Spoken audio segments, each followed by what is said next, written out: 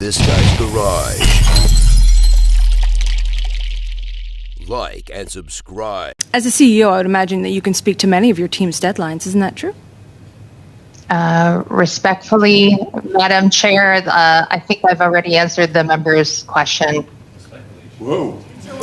Incredibly concerned by this. I think it shows Google is abusing its dominance in the marketplace in order to try and strong-arm the Canadian government. And I would like to remind the committee that this type of legislation actually worked really well in Australia for both big players and small local media outlets. And I think at this point in the committee, we've, as committee members, noted that we are not getting fulsome answers from these witnesses. And so at this point, Madam Chair, I would like to move that we put these witnesses under oath.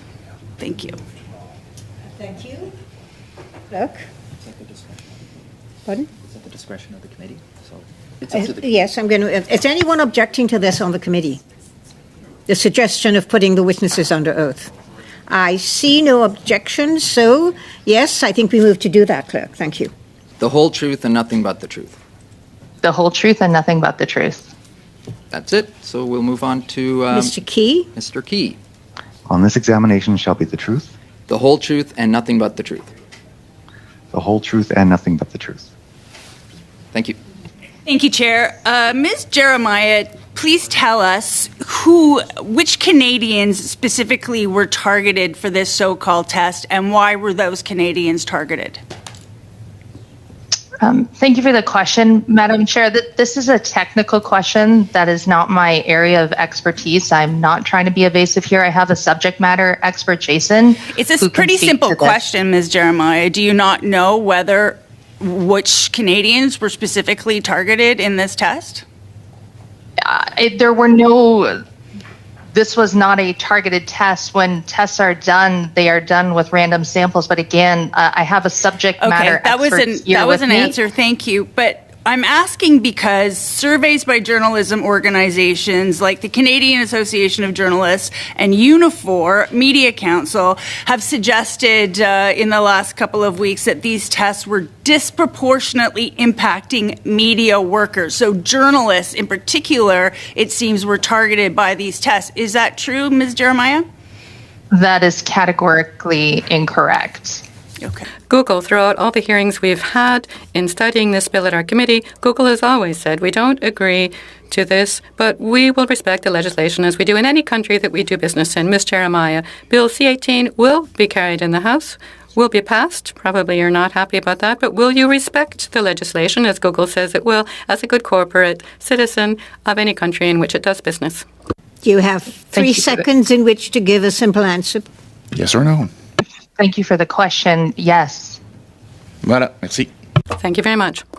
Was this product test a decision that was made to run by Google corporate in Canada or by the parent company? In the normal course of business, product teams, legal teams, and leadership, they're all involved in understanding this and the impact of legislation on our products. Madam Chair. I would like to suggest that it was a pretty clear question, and I would like you to answer it, please, Ms. Jeremiah. I think I've been clear that when appropriate, leadership is involved in understanding product impact and understanding testing that involves legislation. Is it normal for senior leadership to propose these A/B tests? Thank you for the question, Madam Chair. A/B testing is a normal course of business. It is a normal course of business across everything we do. There are thousands of tests that we do every year. This is a legislation that has broadened, and it's broadened so much wider. This isn't a question about the legislation. I'm sorry. This is about the tests. Can you repeat the question, please? I'm sorry, the time is up. But I think that as a chair, I have to say that I am having a difficult time when questions are pretty clear. They're clear to me. I think they're very clear in the way they're being asked, and they're not being answered. And I want to put that on record that I am noting this.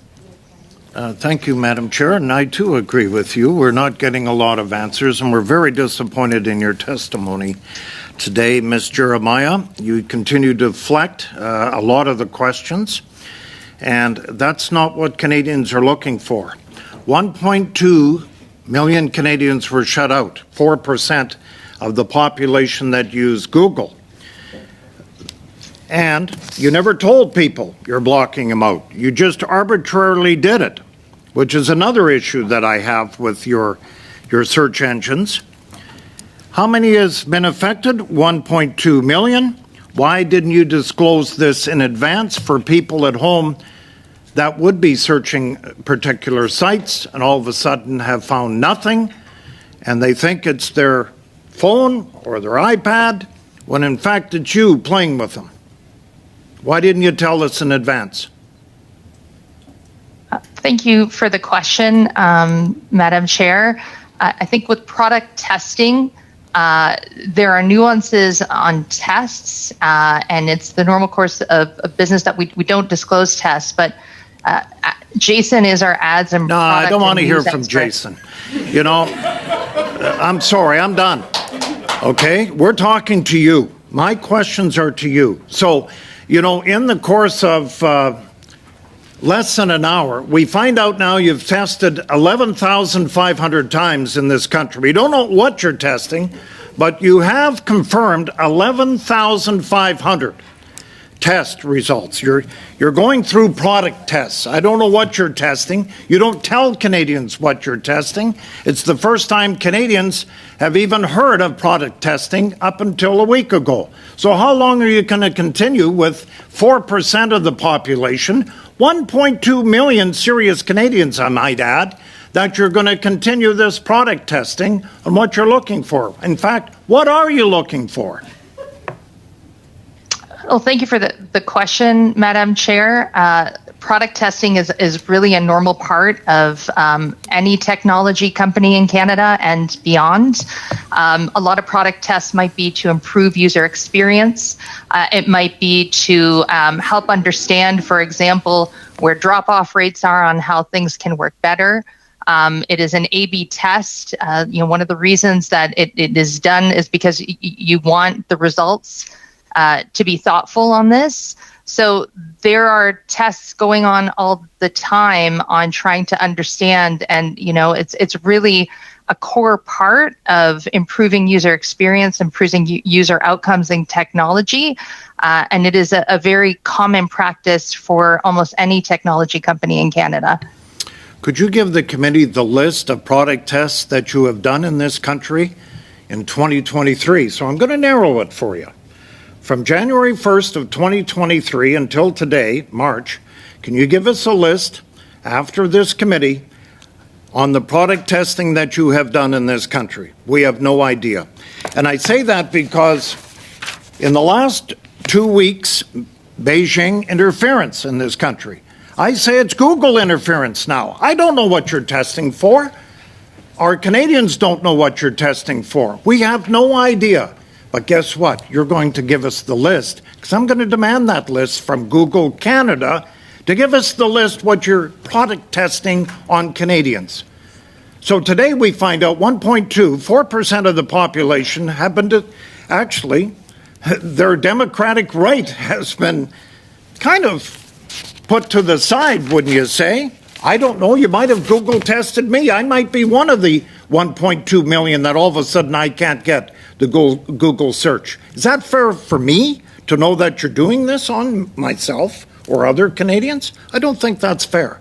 You're a $1.2, $1.3 trillion company, and I think you've overexceeded your boundaries. And I think Canadians would also today say that Google has overexceeded their boundaries. I know you're upset about C18 and you want product testing and all that, but that's not what we're here for. I think Google has overstepped your boundaries in this country, deciding what the product testing is all about. We have no idea. 30 seconds. So I would like to assure the committee that you're going to give us the list for the last 2.5 months, what Google in this country has produced for product testing. So that will give Mr. Key something to do, because I don't really want to hear from him. So that will give him something to do when we leave committee here today. Thank you. Thank you so much, Madam Chair. And, you know, it's truly disgusting what we've seen here today. In my 7 years, I haven't seen a witness sworn in mid-testimony because the members of this committee don't think you're being truthful, Ms. Jeremiah. It's as straightforward as that. You have been evasive to every single member of this committee, each of us democratically elected to represent our constituents. You pretend to not know anything. If it's truthful, I think your shareholders would be appalled. But I think you're being evasive. You owe it to the Canadian people to answer these questions. You do billions of dollars worth of business here, and Canadians expect answers, and we are here to ask them. And so I expect answers. These will be very clear questions. First one, you're currently being investigated in multiple jurisdictions, the EU, the UK, the United States, for abusing their market power. If there was a Canadian news story to confirm that you're being sued by the United States Department of Justice in 8 states, including California, over your company's dominance in ad tech, there would be Canadians that would be unable to access that through a normal Google news search. Is that correct? Yes or no? I'm sorry, could you repeat the question, please, Madam Chair? You're being sued in the United States by the Department of Justice for your monopolistic tendencies. If there was a Canadian news story on that, it would be blocked to users in Canada. Yes or no? Respectfully, I can't comment on. It's yes or no. Would that story be blocked? Comment or not, you don't comment on the legislation. Would the story be blocked? You're You're under oath, Ms. Jeremiah. I don't understand. I don't think your you respect. Google claimed that Bill C18 could help spread misinformation and propaganda in Canada. However, in response to legislation, Google ran similar tests in Australia in January 2021. And at that time, it blocked access to fact-based news sources. And in its place, it was shown that it promoted sources of questionable quality, like the Epoch Times, for example, that were known for spreading a certain side of the story. I know that the Government of Canada advertises on Google. Do you think, as a result, the Government of Canada should cancel all of its advertising on Google, given the way you handled this test? Thank you for the question, Madam Chair. These are product tests. These are not product decisions.